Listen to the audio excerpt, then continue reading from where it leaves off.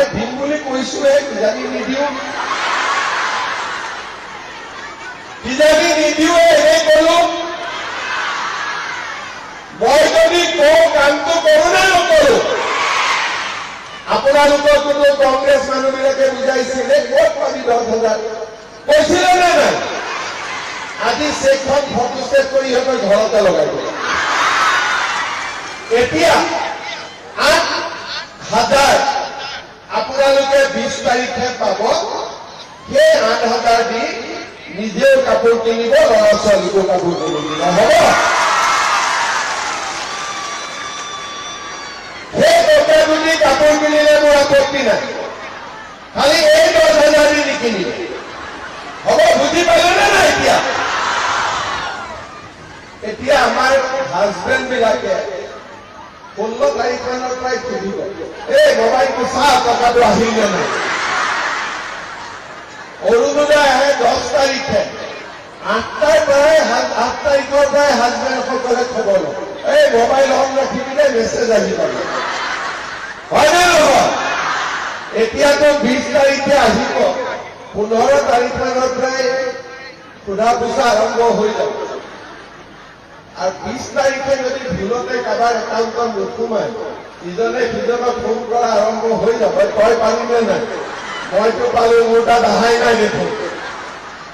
কেতিয়াবা বিশ্বতে নাহে, ষ্টেট বেংকত যাৰ একাউণ্ট থাকে লগে লগে আহে, বাকী বেংকত যাৰ একাউণ্ট থাকে 21-22 তাৰিখে সোমাই যায়। সেইকাৰণে 2 দিন আপোনালোকে টেনশ্যন নলব। আৰু আজি যে মই 2,000 দিলো, ফটাফট ফৰ্ম ফিল আপ কৰি দিব, যাতে তেওঁলোকেও 20 তাৰিখে 8,000 টকা পাব।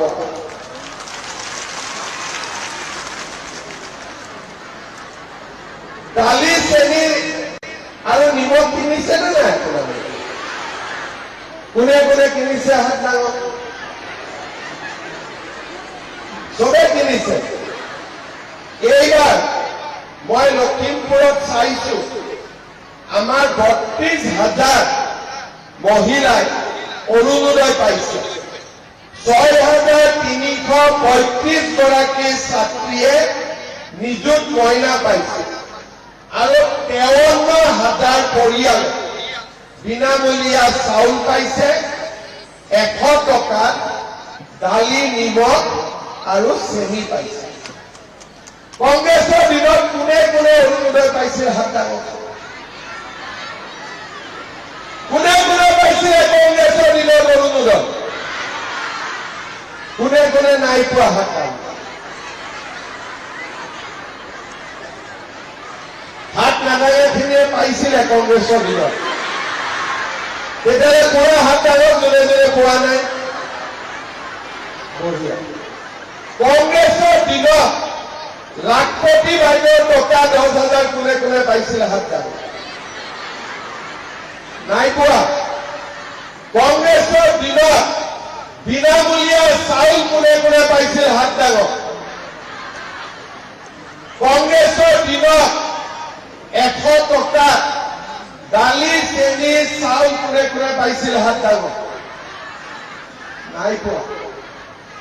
এই যে মানুহবিলাকে 2-এজনে কংগ্ৰেছক ভোট দিয়ে, কি পাই পেলাই ভোট দিয়ে? কিবা এটাতো পাব লাগিব। কি পাইছিলে? একো নাপালে কেনেকে হ'ব? ভোট দিছোতো, কিবা এটাতো পাব লাগিব। কি পাইছিলে? লুগি, ধুতি, কুৰ্তা, কম্বল, হয়নে? এতিয়া কি পায়? লাখপতি দিদি, অৰুণোদয়, বিনামূলীয়া চাউল, 100 টকাত চেনি, দালি, নিমখ, ছোৱালীৰ পঢ়াৰ খৰচ, 1 তাৰিখৰ পৰা ল'ৰাবিলাকেও পঢ়াৰ খৰচ কৰে। ভাল হ'ব নে বেয়া হ'ব? আপোনালোকৰ চিন্তা তেতিয়া ক'ত থাকে? মিঠাতেলত থাকিব বাইদেউ। আপোনাৰ কাৰণে মিঠাতেল 1 লিটাৰ যোগ কৰিব, হ'ব?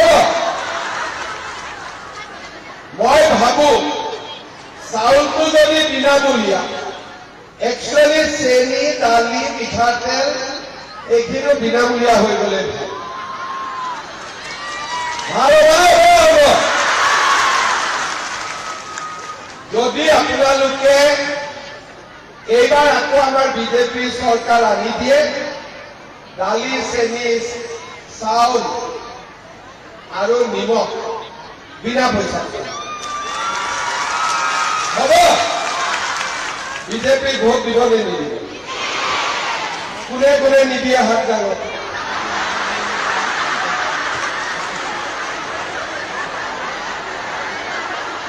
আচ্ছা, কোনে কোনে মানৱ ডেকাই ভোট নিদিয়ে হাত ডাঙৰ? কোনে কোনে মানৱ ডেকাই ভোট নিদিয়ে হাত ডাঙৰ?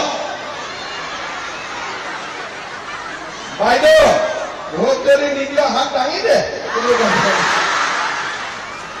ঠিক আছে, মানৱ ডেকাই কাৰ কাৰ ভোট দিব ইচ্ছা আছে? অৰুণোদয় নোপোৱাবিলাকেও হাত দাঙিছে দেই, কিন্তু হ'ব, ঠিক আছে।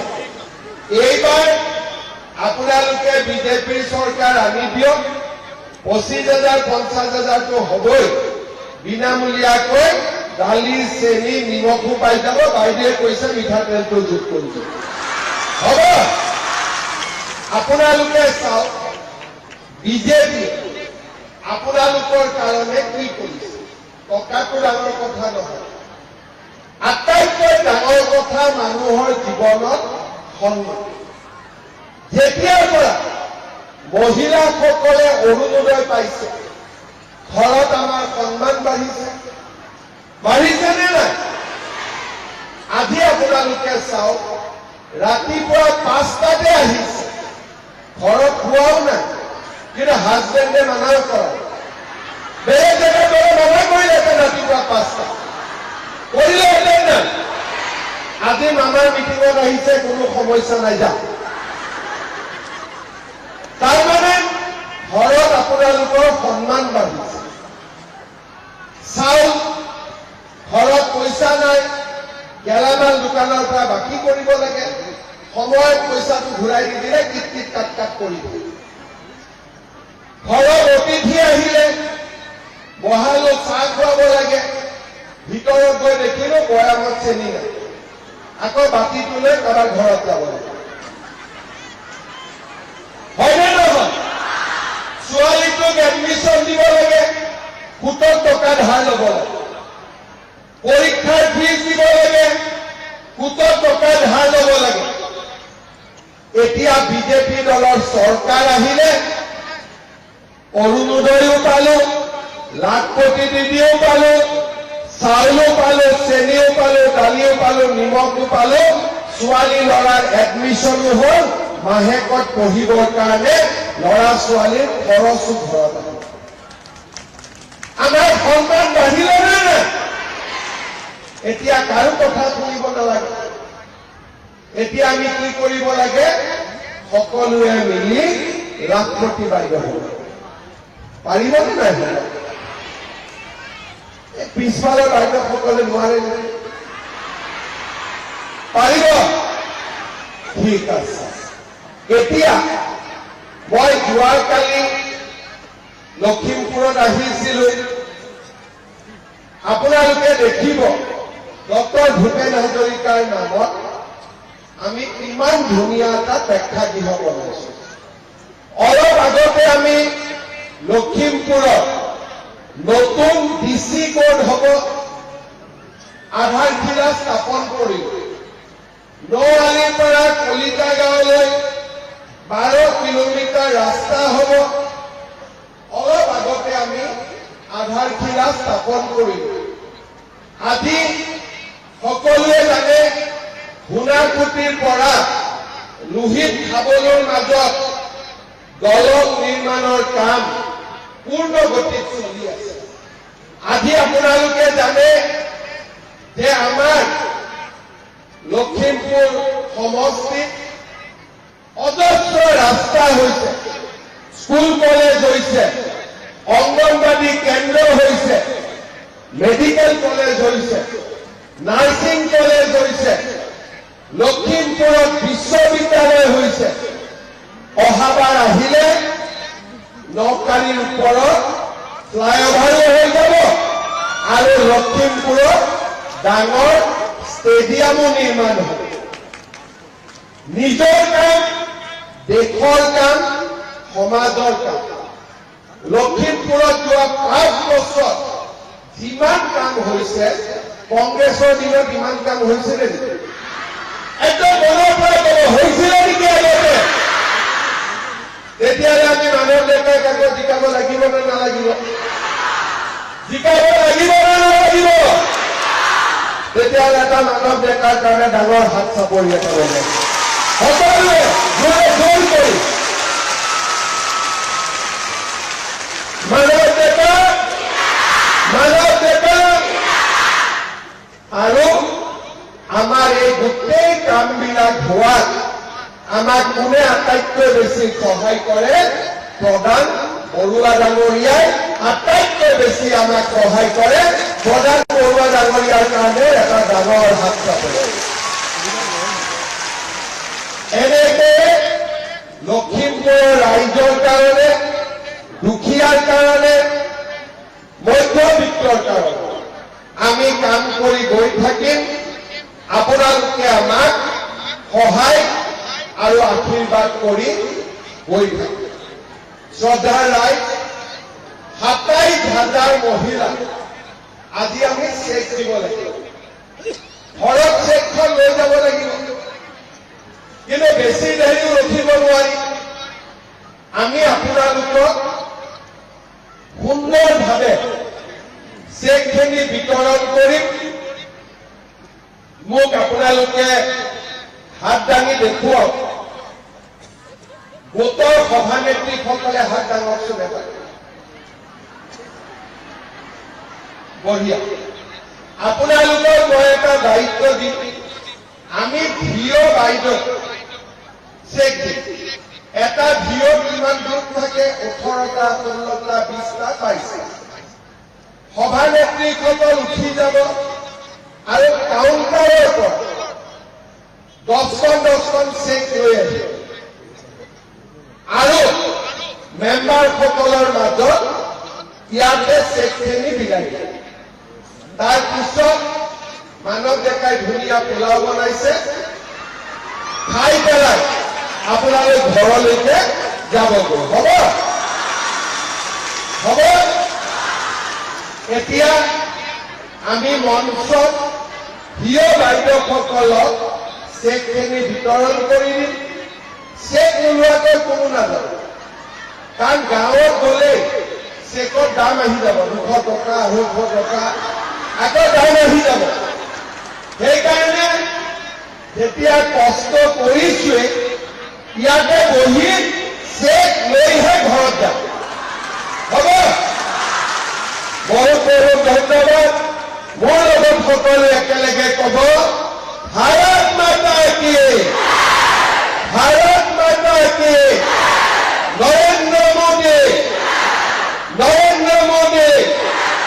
প্ৰধান বৰুৱা মানৱ ডেকা বহুত বহুত ধন্যবাদ জয় হিন্দ বন্দে মাতৰম ধন্যবাদ সন্মানীয় মুখ্যমন্ত্ৰী ডক্টৰ হিমন্ত বিশ্ব শৰ্মা ডাঙৰীয়া ইয়াৰ লগে লগে আমি চেক বিতৰণ কাৰ্যসূচীলৈ আগবাঢ়িব বিচাৰিছো প্ৰথমে মঞ্চলৈ আদৰিছো হেমলতা প্ৰেমী তেখেতক এয়া চেক প্ৰদান কৰিছে মাননীয় মুখ্যমন্ত্ৰী ডক্টৰ হিমন্ত বিশ্ব শৰ্মা ডাঙৰীয়াই তাৰ পাছতে মঞ্চলৈ আদৰিছো ৰঞ্জুমণি ছেত্ৰী এয়া ৰঞ্জুমণি ছেত্ৰীক চেক প্ৰদান কৰিছে 10,000 টকাৰ তাৰ পাছতে মঞ্চলৈ আদৰিছো জয়জ্যোতি হাজং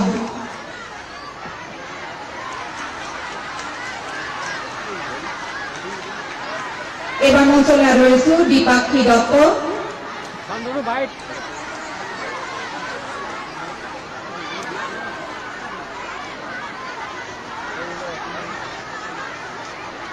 ফৰিদা বেগম